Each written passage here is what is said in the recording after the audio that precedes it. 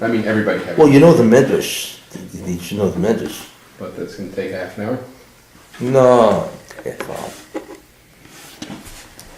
In Pirkei Rebbe Eliezer, right?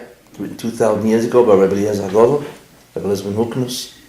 In Perek Lamed, at the end, it says the following, that be Achros HaYomim, it says clearly, Achros HaYomim. I once said this a long time ago. Be Achros HaYomim, in the end of days, Osed Yishmuel.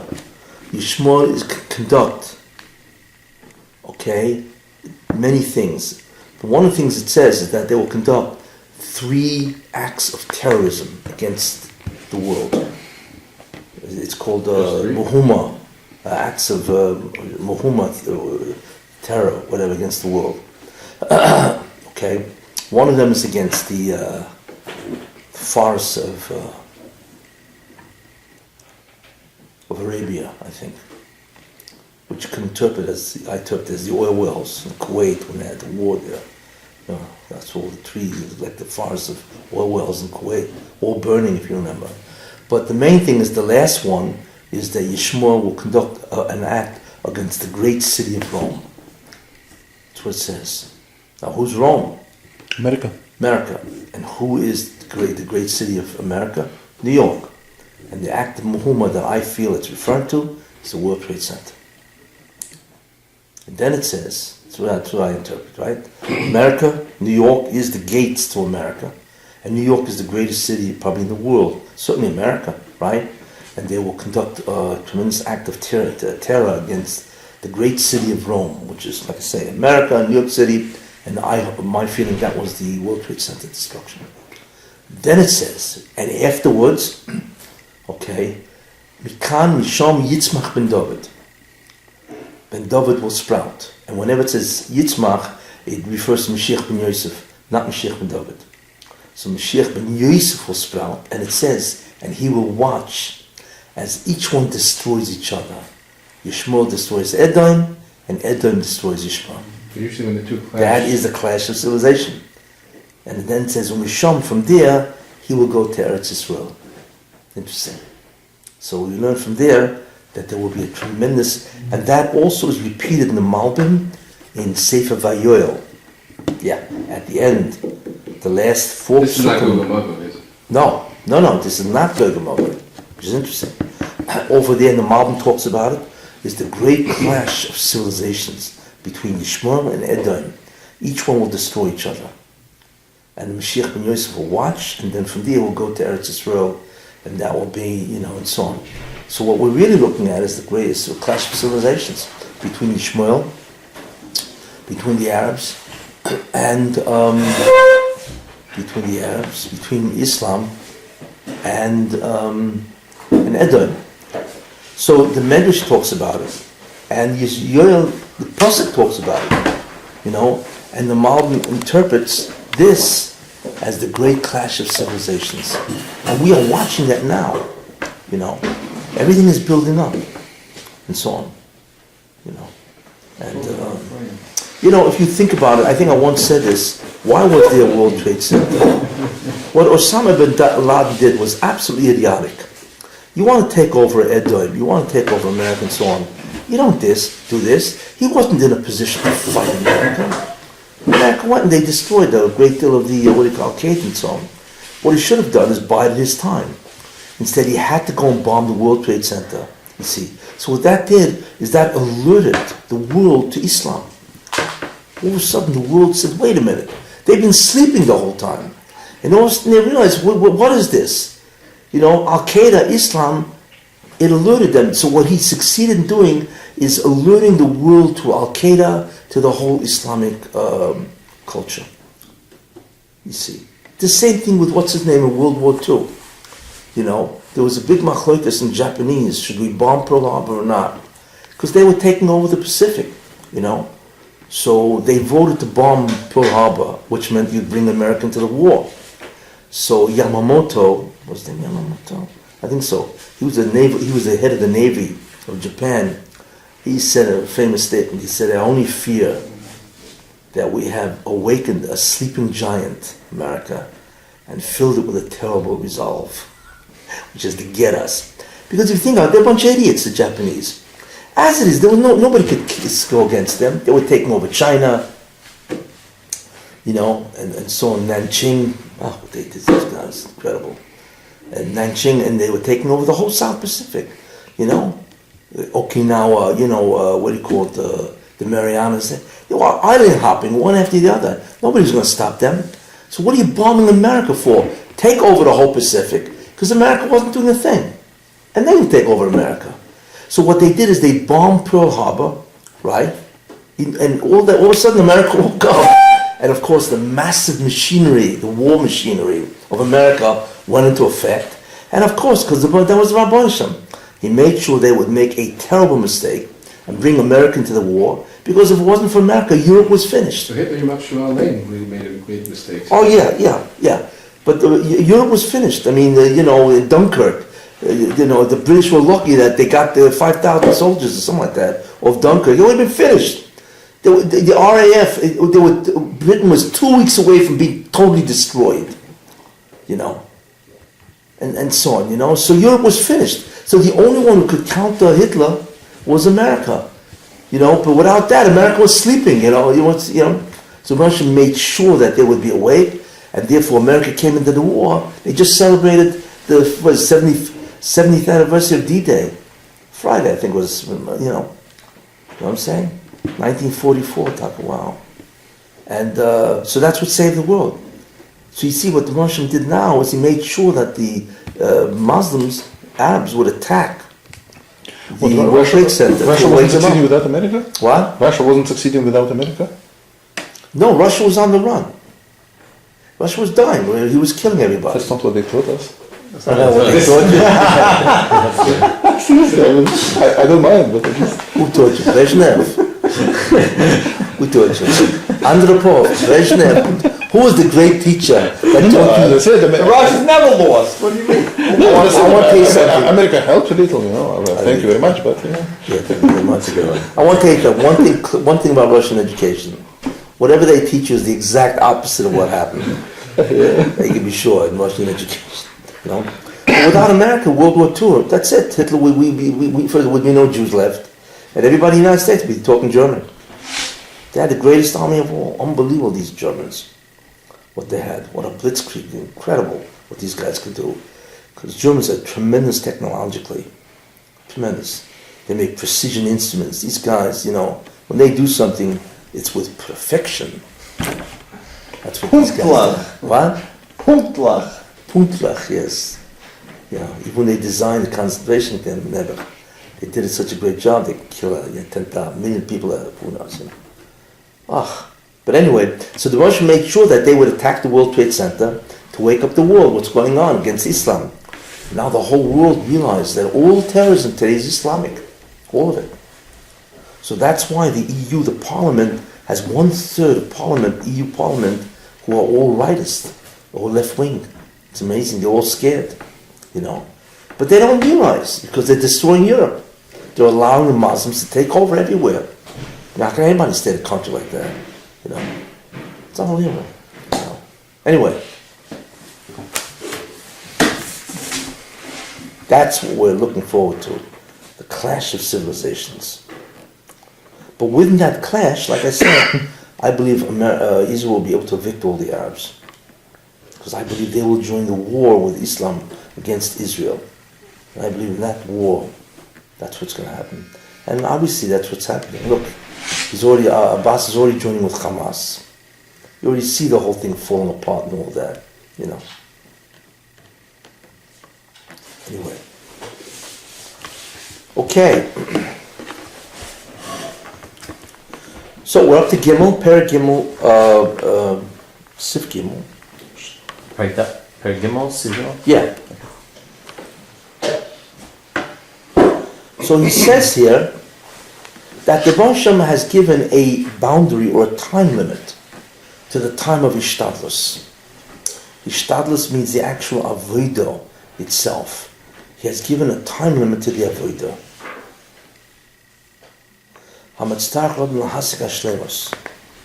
He has given a specific time limit to work towards Shlemus. It's not an open-ended kind of thing which goes on forever. What's the alternative? The alternative would be open-ended. I mean, you have to acquire every single step of the way? Well, it would just be endless. So what he has done is given a time limit. What it really means is an interesting not really. One of the interesting ideas here is when it says that the Bansham was Merachem. Yes, in the beginning it says the Bansham created the world through Din. What is Din? Din is cause and effect. If you do A, you get B. You don't do A, you don't get B. That's what Din is, In other words, you need to cause whatever happens. You know what I'm saying? That's the concept of Din. So what the Russian really wanted to do is create a cause and effect in a strict sense. That all consequences must be proportionate. Not only it must be caused, but it has to be proportionate to the cause. It means A will create B, C will create D, and so on. But the Russian realizes it's not going to work that way. If you need to cause every single detail of the tikkun, people are not going to do it. You see. So what the Russian did is he changed the label. Why would they do it? Because that's what... Too much to do? Too much, yeah. So what he did is normally most people learn that the Baruch Hashem now combined Rachmim with Din. We learned that, from the Pasuk. Because in the beginning it says Elokim. Then starting Perek Beis in the Chumash, it says Hashem Elokim. Which means that, like Rashi says, he saw that the world will not continue with Din, which means strict justice. So therefore he has to combine it with mercy. Now normally we learn that what is mercy? Mercy, normally we learn, is the suspension of justice. Which means if you do A, B should happen. What does? That's Din. But what the Baruch Hashem did is that if you do A, B does not happen. B is suspended. That's what happens. B is actually suspended. It doesn't happen. And the Baruch Hashem waits for tshuva or whatever. But he waits. So therefore, it allows a person not to be punished, rather be compensated immediately. But eventually B will happen anyway. Yes, if nothing is done. But there's a suspension of justice. That's what Rachmanus really means, usually. Compassion. In other words, so automatically that's a deviation from Din. Din, what does justice say? If you do Act A, Act B happens totally and immediately. That's what justice is. All physical laws is really Din. If a guy jumps off the roof, is there a suspension of physical law, gravity? No, gravity doesn't say, we'll think about it. The full measure of jumping off the roof immediately, and in full measure, you go down. There's no, that's it. That's justice, both immediate and total. So therefore, normally we would say that the Baruch Hashem created the world through Din because he wants man to be the total cause. Not a relative cause, but a total cause of everything. You see. But he realized if the consequence of your acts is immediate and total, this world is not going to last at all. Because people are going to sin left and right. So what the Baruch Hashem did is he created the concept called Rachmim, which is a suspension of justice. Which means that even though you did A, B, it's not going to happen. Not right away. And not only will it not happen right away, it may not even happen, totally. You see, let's say even if a person has to be punished, whatever, so a little of it will be done. Maybe he'll wake up. And then the next year, something else can be done. So the Rosh Hashem holds cheshbon. It's like the chet egel. What the Rosh Hashem says, every time I visit upon them punishment, I will add a little from the chet egel also. You see. Because if he was going to do it, the chet egel would destroy Klal Yisrael. If it would be absolute justice. So normally that's how we learn justice. It's not absolute, it is basically tempered. But Rachmanus really has another meaning also. And that's what you see from here. What is the other meaning of Rachmanus? Again, all Rahmanis is always a deviation of din. It always talks about deviations from the strict concept of justice. So normally what the Baruch Hashem could have done is the Bria needs a certain amount of tikkun, and you have to do all of it. What the Baruch Hashem did is interesting. He said, I'm not going to do that, because mankind will take forever to do this. What I'm going to do is this. You do A, and automatically B, C, D, E, F, G has a tikkun. Far more than A. You see. So it comes out that if a Jew does one mitzvah, right, he can suck an enormous amount. You know, it's disproportionate. It's like high tech. You press a button and so many things happen. Yeah, if you want to use that analogy, yeah. You know what I'm saying? That's an incredible Rahmanis. It means I don't have to do A, B, or I don't have to do A, I don't have to do the cause of A or everything. No. You do one, and there's a tikkun, an inordinate amount of tikkun that happens. And that's a tremendous chesed to people. You did it from the very beginning, or later it was changed? From the beginning, yeah, from the beginning, yeah. So therefore the tikkun, we don't have to do the whole tikkun. We just have to do a certain percentage, and then automatically the rest will follow. This is the way he made it, and that's also the concept of Rahman. He deviated with din.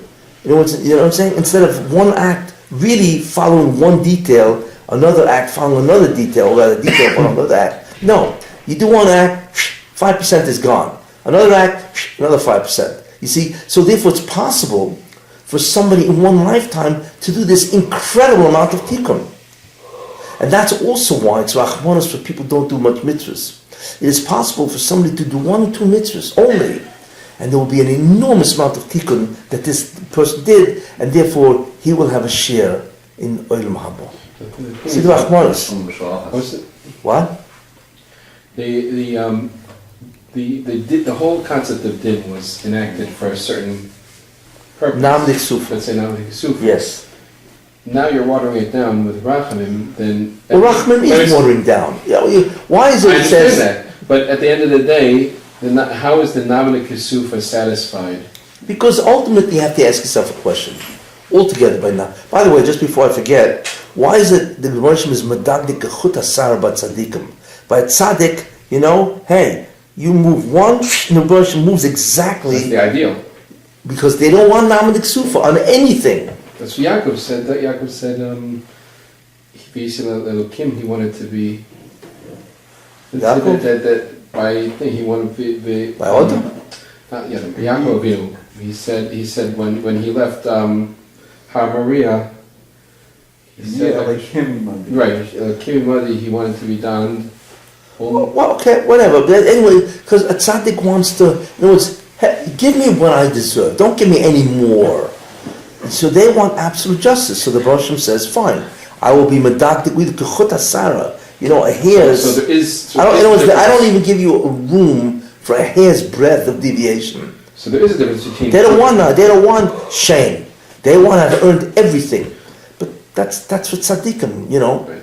Because they don't do too much sinning, obviously. If they did, they'd probably change their tune. I would imagine so. So there is they have so much to go, and who could tolerate this, you know? So there is a difference in that's either the degree or the Anyway. or the amount of nabadik kisufa that's. Oh, so I was going to tell you resolved. this. Because think about it. Yes, think about this, okay? You cause. What do you really cause? You don't cause the reward. You can't create a reward. You don't have the wherewithal. You cannot create, you cannot control existence. You cannot bring into existence a reward. How can you? Elamai, who does give it to you? God. The Rosh Hashanah gives you the reward, right? So, Nam Niksufa, what about shame? It's true, I caused, but I didn't cause the reward. I can't reward myself. I cannot create the experience in Olam Haba. Only God can. So now how am I causing that? The only thing I could do is cause the opportunity for God to give me the reward. That I have to do. And only because he created the opportunity. Yeah. So the whole thing So is the a joke. truth is, Nam Iksufa, you cannot really remove Nam Iksufa totally. The problem Degrees. so the problem is this, it's like they say, whoever didn't wear tefillin his whole life, is a bad news, so at least wear tefillin one day. So you're not called somebody who never, Kosher Yisrael. high man, the Lemulach, tefillin on his head and so on. So what you really want to escape is nothing to do with the reward. That's Namlik Sufa. You know what I'm saying? In other words, if you were nothing, you had nothing, you were not a cause in any which way possible. You see, that's what you want to escape. We see that there are. Then you have shame. But what happens if you're Namlik Sufa? What happens if you were a cause, even an iota? So you could say, I cause something. You see? I understand. We still see Anyway. no degrees because the tzaddik did X, Y, and Z as much then as humanly possible, whereas this Amon Am did it. Fine. But in the end, of course you can have Namlik Sufa. Really? Because you can't create the reward that you get, like I said. And the reward is infinite. It goes on for infinity. You know what? You know how much reward that is? You know how much stuff you didn't create or you didn't make? You talking about the Olam Haba is, remember what I said? Infinite bliss eternally? That's what you get in Olam Haba. Infinite bliss eternally. Means every time, all the time in Olam Haba, whatever that is infinite bliss. So how in the world can you possibly have created that? You can't. You see, so the concept of Namlik Sufa, what it seems to be ultimately, is you want to get away from the fact that you did nothing. But it's better the further you get from that, the better. Yeah, exactly. Yeah, it's much better to put on film 5 days than put on 1 day. Exactly, yeah. Because you could say, but it's more than that because the more you did, the more the reward. You see? So that whole concept is Rahmanas. You see, how is it possible a guy lives 70 years, and let's say, assume he does 1 million mitzvahs. How can that explain an infinite reward eternally? It's absurd. Doesn't make sense. There is such a disproportion in what you've caused. You see? That how could that possibly be din? So therefore, in the beginning, the Russian wanted that. Because that's what din is. It's an absolute accounting for everything you did. But the Russian realized man will not do this. So what the Russian did is he created a small area of tikkun. The Jews have to do this tikkun. It's a small area. And then when that's done within the 6,000 years, then the Russian will then do the tikkun 1,000,000 times more. You see, that's the way it works. And that's all part of Rahmanas. You see, and therefore the Hishtadlus has a boundary. That's why there is a boundary. You see, I mean, because if we would have to do the whole tikkun, it takes billions of years. Is that also what it means? Imagine having to make a living for 1 billion years. Is that what it means? Ratzah Hashprach L'Zakas Yisrael. He made. What was that? Ratzah Hashem L'Zakas Yisrael. Here are the Torah mitzvahs. It's also Rahmanas because somewhere he's going to hit a mitzvah. Well, that can be interpreted. Why here Bura mitzvahs? Yeah, exactly. Because Vinishvi, as they say, whatever, unless the guy's an absolute, unless he's a total rebel, he's got to do one mitzvah in his life. In other words, if you increase the areas that he could do a mitzvah, then the probability is he's going to have to hit at least one. It's like a shotgun. If you have a single bullet and there's a target, well, what's the probability unless you're going to hit the target? Small, if you're not such a great shot. But if you take a shotgun, there's got to be one pellet that's going to hit the target. Same thing. We're in shotgun mode. That's what it is. So we have 630 commandments, and if you do one of them, you can do an enormous amount of tikkun. Yes, that's true. Yesh koine lome b'shoachas is what? Is in a certain sense, yeah. You hit your target.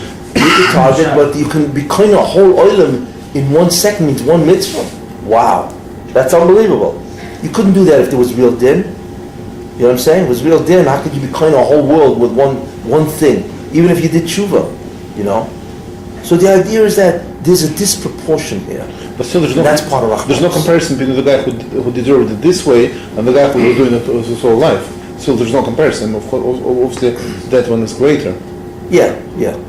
The question is, in what way is it greater, really? Is it greater in rate, or is it greater in, because everybody, it seems to be everybody starts off in the same, everybody starts off at a certain baseline. And then there's whatever the reward is, right? And then the reward begins to come down because Olam Haba isn't static, it's growth. Every nanosecond, you're in a different position that you were in the previous nanosecond. And you can't even master the next nanosecond. In other words, it's a qualitative distinction. The reward is qualitatively distinct. That means from not 1 second to the next second, you can't even imagine what the reward is. I mean, So how do you compare them? Everybody grows. How do you compare them? So maybe the growth rate or something like that. So it's either the growth rate, Like this one exists exponentially. or it's different hasodis. But what it seems to be, it's neither the growth rate nor hasodis. It's the baseline. Everybody starts. Let's say one guy who did very few mitzvahs, so he starts from baseline 2. So he's And always then he grows. He's always ahead. No. That's the lowest part. No good. He gets 2 degrees of reward. Then he grows. But at tzaddik, right? Since he did so much more, he starts it off at baseline 50. So he's way ahead of this guy. So he'll be eternally ahead. Now you may say, well, what's the difference? But growth rate is the same. So what's the difference? Because eventually this guy will also get to 50 Right. if it's the same amount of reward. Just a little earlier. It's just a little earlier. But I want to tell you something. That earlier makes all the difference. If you were enjoying a pleasure, and you understood that what the other, even though you eventually get to it, the other guy was going crazy with his pleasure. You say, I don't want this, I want that. Is there any indication in Chazal or maybe in Ari that this is the case? I mean, That's what seems to be, yeah. It was the hasogas are the same, and the rate seems to be the same. It's the baseline that you start with, So eventually everybody gets there, so to speak, but the difference is, you can get there like, this guy started off with a level of 98, and he's going absolutely bananas. And the other guy starts off at 2, he looks at the guy going bananas and says, what's your problem? Like what do you experience that I don't know about? So the guy will turn to him and say, wait, till you get to me, so on. And that seems to be an incredible difference. But that's eternally. He will always be 98 points ahead of the other guy. So apparently that's like an enormous difference. Wow. Anyway, so that's why there's a Zman. There's a Zman, like I said. That's the Rachamim. That's Rachamim, yeah. There's a status because we could do the tikkun, whatever's given to us, we could do in 6,000 years. You see. If not, it would have taken it, 100 billion years to do the tikkun, and so on, So that's a tremendous no, even that, it should be eternal, really, because in order to get eternal reward, you have to work eternally also. Yeah, exactly, yeah. Because it's not in a billion years. Exactly, yeah. Well, yeah, exactly. Well, yeah. It has to be whatever, yeah. But, so the whole concept of disproportion is within the concept of a deviation of din. It's in the concept called rachman. But he is talking about the individual, right? Yeah. He's not talking about the nation as a whole. No, the nation as a whole. And Shemus is an individual Shemus, no? yeah, but remember, in reality, all Jews are really one neshama. Except we look like we're separate. But the concept of the Jew is really, we're all mitzotzes of one neshama. So in reality, it's shlemus is for everybody, But anyway, so that's what he means. The ishtadlus, that there should be a gvul. HaMisach la'odem lahasik hashlemus. U'kishlish min ishtadlusoi, and when you finally do finish, right? Yasik shleimusoi v'nuch yahnono netzach litzochem. He will be able to enjoy for all eternity. It's really something incredible. So that's the concept of boundary of the work time. Okay? Therefore, there has to be clearly 2 periods of time. One is the Zman Avodah. One is a time to work, to do the effort, to spend the effort, right? And the other is Kibbul Schar. There has to be 2 time periods, and therefore 2 places. One is a time period called Olam Hazeh, that has its environment, which is Hester. That's really what has to be in Olam Hazeh. There has to be a situation of Hester, for obvious reasons. Because if you were immediately rewarded, you'd never sin again. And so on. So therefore, Olam Hazeh fundamentally is a place of tremendous Hester, right? And the second thing is a place of what's called tremendous Ha'ora, enlightenment, reward. So there has to be 2 different places, and as a result of that, there has to be 2 different environments, and so on. But what he says, that the midas of Toiv is infinitely more than the midah of the Avodah. For the obvious reason that the Avodah is the Yesh Lo Zman Chukah. It has a specific designated time. That's the Avodah. But the Kibbul Schar Eino Tachos, has no end. But it's forever Misaneg V'Holech Be'Shleimus Asher Kon Eloi. The concept of reward in Olam Haba is infinite, which itself is incredible. Imagine a place where you will be infinitely there. There's no time. So after the passage of 100 billion Earth years, it's like a nanosecond compared to what's left. It just go on and on, like there's no end. It's funny, what the Hashem could have done is he could have equated it and said, okay, you did A, all you get is 100 years Olam Haba. Imagine that. It still would have been incredible, And after 100 years? You're gone. You're annihilated. You cease to exist. No. But imagine he could have done that. Why do you have to make it infinite for? So Tachlis is Torah. Yeah, but I'm just saying, if you think about it, the Rosh Hashanah had options. We all think it's forever. Yeah, but that was an option. Not that the Rosh Hashanah chose it. But the option was what? You lived 80 years, you did the Avodah for 80 years. Okay, I'll be nice to you. I'll give you 1,000 years worth of Olam Haba. It's Olam Haba. I mean, it's a total disproportion of experience in Olam Haba. There's Olam Hazeh. You only get 1,000 years. Would be, that would be an unbelievable gift. That's not a Torah. First of all, it's 10 times the lifespan, right? And not only that, it's almost infinite. The experiencing is almost infinite. You hear the word? Yes? So why is it Netzach Nitzachim? Why is that? Rachamim. Who? Rachamim. No, something beyond that. We wouldn't be happy to disappear at a certain point. Something beyond that, I think. Must be. We have a chelek Elokei But you hear the option. Macy is still going to be depressed. What? Macy is still going to be depressed even if it's 1,000 years. Yes. Yeah, you'll be depressed. Yeah, but Macy is going to be gone. But let's just, yeah, it's true. But let's say the Russian doesn't tell you.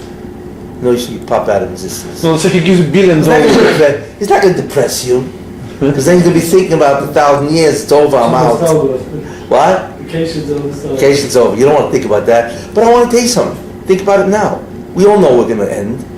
We all know that the ground is waiting for us with open arms. And we're pretty happy. Sometimes with closed arms, right?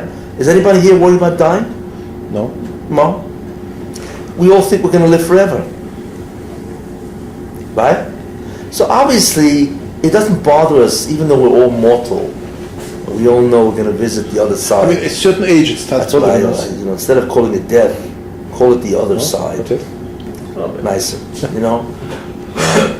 So how come nobody's depressed? Yeah, everybody's smiling. Right? So the truth is, 1,000 years, even if you know about it, you're not going to be depressed. You know what I'm saying? Look, we really, ultimately, in order to survive, we need to deny our mortality. Yeah. Or else how could you survive? We don't know, and so on. So how does it work? But I believe this. Kashmir is so Terms of much. the Eibishter, whatever reason why he made Kalasof and Hachava, that is, in this case, the good thing. Yeah, I mean, the Hatova is complete. The Hatova is not only infinite reward, but infinite reward eternally. Right. You know what I'm saying? That's all part of the Hatova. But I think also there's another concept. Because what really is the experience in Olam Haba? I once mentioned it. You know what I said? Madvekas is an attachment state. But what is, when you're attached to a Hashem, what are you really experiencing? Existence. Who? Existence. Existence, yeah.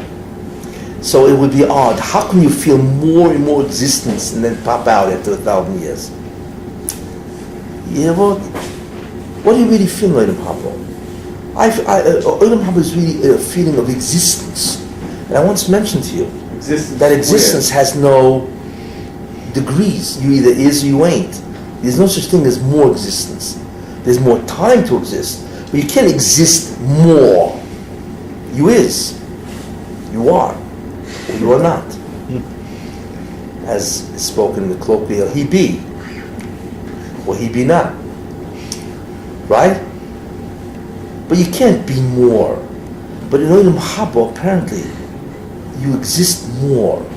Because the essence of the Hashem is existence to us. Hashem doesn't have existence. He is existence. He's the quality of being. So therefore, if I'm dovek in him and I'm attached to him, what am I feeling? Existence. More and more and more. So how can you be getting more and more of being and then you terminate after 1,000 years? Something here that doesn't make sense.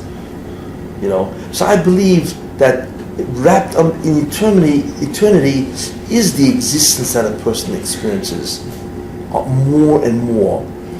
And apparently that goes on forever. Existence itself goes on forever. We can imagine getting more and more money till 120. I mean, the more the better, but it's not such a contradiction, really. The what? We can imagine more and more money all till 120, right? Yeah.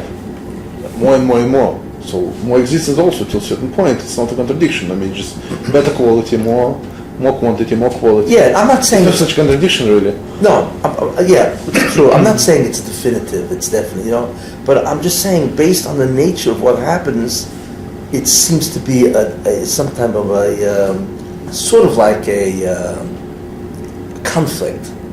How can I exist more and more and more and then just go out of existence? There's something that doesn't make sense about that. Even though it's possible, a guy can finally say, "Wow, I really am," and he's gone. There's something rather strange about that. To have achieved more existence and then all of a sudden he disappears from existence. Like, what kind of it seems cruel. It's like cruelty almost, He's like, I finally made it to the top of the mountain and he vanishes. There seems to be an element of cruelty, achzorius here. It's just, although it could happen theoretically, but if that's the nature of Olam Haba, his great existence, it somehow seems to be contrary to non-existence.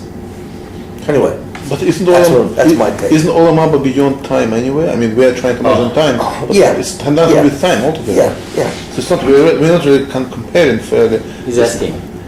Yes. The whole thing is, what is existence in a ruchnistic level? Well, what's the difference really if Olam Haba is within time or without time? It's just time goes on forever. What's the difference if you exist? No time means we can't even say eternity. There's no time. There's no forever. Forever is time. No. So what would be the difference in experience whether you existed in time but it's forever, I mean, or you don't exist in time at all, whatever that means. I've never existed without time. I don't know what it means. Yeah, I'm just saying. I don't know how it feels. In Russia, they didn't teach you that. You know what you're missing. You know what I'm saying? Like, as far as for we're 1 concerned, second. least What's one the difference if we're in or out? The main thing should go on forever. What Whatever, is you know. existence at a ruchnistic level? That's What? what I know. What is existence at a ruchnistic level? beyond How this. is a ruchnistic existence? It's not a physical existence. Yeah, but even malachim are terminated. So what? Everybody's terminated. You have malachim that cease to be. You know. There are malachim that cease to be. But we are Right, existence. chelek Elokim Mimal, right? Yeah, So how could we cease to be? because it's a nivra. Even a chelik l'kaim mimal is a nivra. That's a created concept. And if it was created, it could be discreated. You know what I'm saying? I'm sorry to break the bubble. No, you would say. But it's a created concept. It's not, we don't really chelik l'kaim mimal. The Rosh made the Shechina, we're really a chelik l'kaim from the Shechina, not from Atzmusai. But the neshama is not. Is what? The neshama was not created. The Shema was created. It was also created. Sure. Yeah. Yeah. The real question you have to ask when you're up there, you talk about that, is what coexists with God? Anything? If something coexists with Him, then it doesn't have to be created, right? And if it doesn't coexist, it needs to be created. So what coexists with God? Nothing. Only He Himself, I mean, it says. What? Only Himself, I mean. Yeah, but He, nothing exists with Him. Neither language, concepts, objects, nothing. Even language doesn't exist. Even the word God is doesn't exist with Him. It's a created entity. Language, concepts are created. So there's no way to understand anything about God because there's nothing that's, like the Rebbe says, "V'al mita damyuni v'eshver." In Yeshaya says, "V'yiv damyuni." And who are you going to compare me like that I am equal to? Nothing. There's nothing you can refer to me that I am. And you read the concept of Echad. Echad. That's also nivra. It's all nivraim. Yeah. The whole concept of Eino B'Vadoy is a I nivra. mean, any concept is anywhere. Exactly. You could also, Yeah. obviously. Correct. Yeah. He's not even a yichud. So what does that mean? He's two? No. There's no such thing as quantity by him. Quantity, quality, existence, none of these things exist with him. We don't know what he is then. Because we don't have any concepts to seize what he really is. So why did Hashem create a concept of Hashem Elokim Hashem Echad? If that's Musa, there isn't such a thing. For us to understand. Meaning every day we have Kabbalah Allah Hashemayim, say Hashem is one, Hashem is unique. These are concepts that are created, like it's a What? game. It's a game, like It's not a game. There's not. I mean, what does a game mean? You mean does it have any reality? yeah. Of course it does, because he makes the reality. It's not a game. A game means that there's no reality. But let me ask something, right? You go to a restaurant, having a great meal. Is that a game or is that a reality? By the look at your face, by the fact that you got to pay the bill, that's a reality. In fact, that's the biggest riot for reality. You got to pay the bill after you finish. Because you can't walk over to the guy behind the counter and say, "Excuse me, it's a game here, you know." Yeah, sure, it's a game. Sure, yeah. Pay up. Doesn't make a difference if it's real to him. It's real to us. That's all that counts. No, but it's also real. He wants you to do that. That's the whole tachlis. He's set up in a certain way that we should have that realness. That's what we're doing for Echad. You say His Rosan determines reality. Yeah, that's how he wants you to do the way he's Imanic the Brio. All his attributes, midas, are the way that do. And that's why we have to have Echad. They have to have that kavanah to do it that way. It's as real as anything you can imagine. Period. You know, that's the incredible thing the Hashem could do. That the Hashem creates realities, which is astounding. He creates a reality, and that is real for us. You know, so it's not a game; it's real. You know, except for him, it's not real. He could have created a reality of this too. Yes, I want to tell you something which is interesting, which you begin to realize. The Rebbe Hashem could have created, let's assume this creation is called a bubble. It's called bubble, it's called the Torah bubble. Because really the totality of creation is written in the Torah. So let's call it the Torah bubble, right? But the Rebbe Hashem could have created every million other realities in their own bubbles, so to speak, none of them sharing anything with the next bubble. You have any idea what that is, even, Because God creates realities. So, one reality, two reality, three, and the power of God is so awesome that He created a reality. Let's assume He created 15 different realities. None of them have any kind of duplication in any other reality. They can't even be compared, maybe. What? They can't even be compared. They can't, because what the ideas and objects that exist in one reality are not in the next reality. We cannot even conceive of the other reality which He created, maybe they're let alone to understand the one who makes the realities. How? Maybe He did it, we have no clue. What? Maybe, exactly. Which people make mistake. The Torah is not all the acts of God. Not at all. The Russian can have many things going on in town. And we have no sense of any of this. All we know is within the bubble called Torah, within the bubble called existence. That's the only reality we know. But Torah is not a document that reflects His acts totally, of course not. There could be a million different realities. And in each reality there are different Jews, there are different whatever they got going there, We would never know. He has never disclosed any of this. It would be interesting, if He would have said, by the way, I got a lot of things going on here. Maybe we'll find out in Olam Haba. You never know. No, Olam Haba has nothing to do with any other reality. Olam Haba is nothing more than reality without any imperfections. You're stuck here. You're stuck in this bubble. But I want to tell you something. This bubble is incredibly large. The physical universe itself is 13.7 billion light years. So 13.7 billion times 6 trillion is the distance of the physical universe. Forget about all the enormous beyond that. And the incredible thing is God has to be larger than all of them because they're all embedded in the Rebbeinu Shalom. Talk about a being that is beyond, You see. So you will never know what else He's doing. Sorry. So we'll never lose interest in our reality. A lot of interesting things, I guess. Yeah? No, we'll never I lose guess it looks interest. like, that's all it is. Yeah. No. And Olam Haba is nothing more than a creation which is perfect.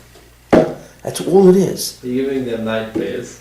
You- They're not going to sleep with I can see it now.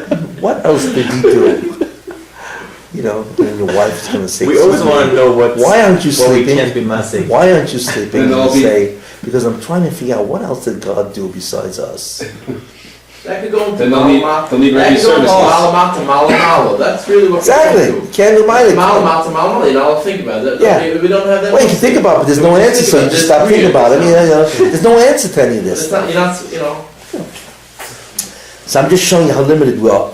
Not only we cannot think of other realities that He created, there could be an infinite number of realities that He created, none of which has any duplicate in this. So how in the world can you possibly understand Him? Can't. The maker of all those realities. Of course not. But I always get a kick out of this. When you think about, if you want to think in that realm, can't think that much in that realm because we're so limited. Normally if you look at an artist, right? What does an artist paint? He paints that which he knows from experience, right? An artist will paint from experience. If an artist doesn't have any experience at all, can he paint? No. He can't paint. An artist simply forms, he's creative in what's called, he has to have a database of experiences. Can't create out of that. He doesn't know what to do. How can the Rebbeinu Shalom create an entire Bria without any experience whatsoever? What is it without any experience? He knows them, he's infinite. That's what it says. Ain't Sire Killer Canaan. Exactly. Yeah. Exactly. Very, very good. It's excellent. Again, you're not getting what I say. Everything we do, right? We don't create anything. We just discover. We see what's there, and based on that, we go further with the discovery. But He can create. He has no problem. Yeah, but the incredible thing is, there's no experience in his mind what to create. Like, he created a human being. Like, where did he get the idea from? He doesn't experience with humans. It's a nivra that comes instantly then. But how did he know? Wow, he created a human that, like, what? You know, there's a brain, how the brain works, and there's a heart, there's a circulatory system and so on. And then he created plants and flowers and bees and all the kind of, like there's trillions of different things that he created. Each one is different. You know? From what pool of experiences did he get this from? And the answer is, there is no pool at all. Yet the Baruch Hashem create without any previous experience. Awesome. He doesn't need experiences like we human do. You appreciate what I'm doing here? It says That's very funny. It's something to think about, how different he is. Like I said, not only create different realities, but where does he get the ideas for these realities? Where did he come up with this stuff? It says he looked in the Torah. He didn't. Come on. But the Torah itself has all the ideas. And who made the Torah? Oh, he did. So how did he write all the ideas in the Torah in the first place? You know, it's like a human being comes from DNA. It's true. But how did DNA come into being? The Baruch Hashem, you know, DNA has, 3 billion pairs? It's awesome. You know, every cell has a DNA. But a DNA has 3 billion pairs. I mean, 3 different rungs, 3 billion different big rungs. What is that? You know, and it's all wound up tightly. They say if you unwound it, it would be 6 feet. If you unwound the DNA in each cell, it would be 6 feet long. But don't you squash 3 billion pairs? In what? It's beyond belief. But like I said, it's incredible. These are all a minor, but when you want to talk about God, you know, why am I doing this? What's the immediate thing you could do with this stuff? The next time you say Baruch Atah Hashem and Shemon Esrei, just know who you're talking to. That's all. Just know who you are talking to. From our bubble, it's very difficult. What? No, we don't have an appreciation of who the being of God is. I'm trying to give you an appreciation of that. Wait, when we say Every time it says Vayidaber Hashem el Moshe Lemor, it's like, what? Like God speaking to a guy, Moshe Rabbeinu? I mean, Moshe Rabbeinu is a zero. And in fact, he's a hole in a vacuum. He's not even a zero compared to the Baruch Hashem. Yet the Baruch Hashem is speaking to Moshe Rabbeinu. I mean, you can contemplate that for years. The awesomeness of that. Guys get it? I'm trying to show you, when you think about the Baruch Hashem, what you could think about. Most people don't even know what to think about. But no, we're talking about a being that is so far removed, so beyond us, so beyond comprehension. And I'm just trying to give you ideas about that. So the upshot of all this, as they say, is the next time you daven Shemon Esrei. Oh yeah. Baruch Atah Hashem It's like, excuse me. You have any idea who you just talked to? I love guys. No. It's like, what are you doing? You have to laugh. You have to laugh. You hear the upshot? when we They're daven, really doing you a favor. What? They're doing us a favor. Yeah, they're davening, you know, they're actually talking to God. I mean, he's got to thank God they're even talking to him, you know. What are you doing? We talking to here, you know. we talked. That's the hasoga. That's why Hasidim Rishonim used to think about the mushroom for 3 hours. What they think about? What they're going to ask him? You don't have to think about that. How much money they're going to make? What? You don't have to think about that. You know it. Exactly. They think about what they ask him. They're going to masada their kindness. Okay, masada the wish list. You have the wish list? I wish for this, I wish for that. They didn't think about that. They think about a hymn who they're about to stand in front of for 3 hours. The truth is, you can think about it for 3 hours. See, and these are the ideas. Realities, beyond reality. His creativity, his awesomeness, you know. Just the way he created the world is awesome. The world is an awesome place. You've never seen such unbelievable machinery. You know what I'm saying? 300,000 species of beetles. You know, and there are fish that if there are only females in the group, the fish changes its sex to become a male. Like, what in the world is that? It's like, huh? You know, what is this fish? Did it go to school and learn anthropology? That it knows what to do? You know what I'm saying? You look at the world, the animal world, it's beyond belief. What is out there? You know? It's like a leech. You know? The leech. Put him on you. Now what does he do? He's got a chemical, because as soon as he begins drawing the blood, right? The blood's going to clot, and that's the end of the leech. So he has an anticoagulant, because he took chemistry 101, right? He knows exactly what to make. So he's got an anticoagulant which he puts, and immediately it doesn't allow the blood to clot, so he can drink it.